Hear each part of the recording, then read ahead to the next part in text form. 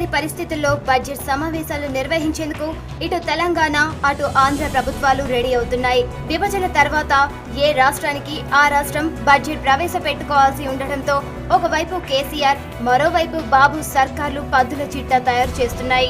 August 16 నుంచి AP సర్కార్ budget సమావేశాలు నిర్వహించేందుకు సూత్రప్రాయంగా నిర్ణయించింది.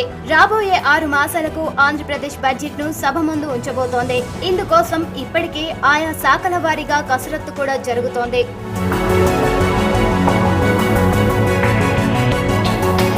కొత్త రాష్ట్రంలో తొలి బడ్జెట్ ను ప్రవేశపెట్టేందుకు కేసీఆర్ సర్కార్ కూడా తహతహలాడుతోంది. ఆర్థిక మంత్రి ఈటెల శాఖల వారీగా కేటాయింపులపై కసరత్తు చేస్తున్నారు. ప్రభుత్వ వర్గాల సమాచారం ప్రకారం సెప్టెంబర్ 2 నుంచి తెలంగాణ బడ్జెట్ సమావేశాలు ఉండబోతున్నట్టు తెలుస్తోంది. అయితే అటు ఆంధ్ర సర్కార్, ఇటు తెలంగాణ సర్కార్ తేడాతో బడ్జెట్ సమావేశాలకు సిద్ధమవుతున్నాయి. దీంతో సమస్యలు తప్పేలా లేవు.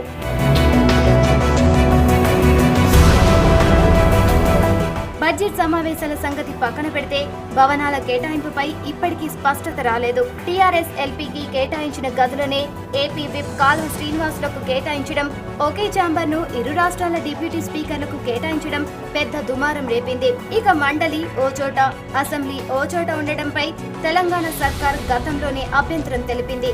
ఇవన్నీ ఇలా ఉంటే 2 అసెంబ్లీలకు పూర్తి స్థాయి ఉద్యోగులు లేరు.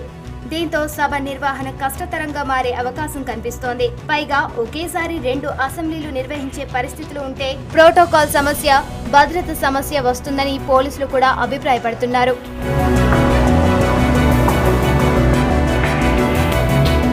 రెండు ప్రభుత్వాలు పరస్పర సహకారంతో ముందుకెళితే సమావేశాలు నిర్వహించవచ్చని, లేదంటే సమస్యలు తప్పవని అసెంబ్లీ వర్గాలు వాపోతున్నాయి.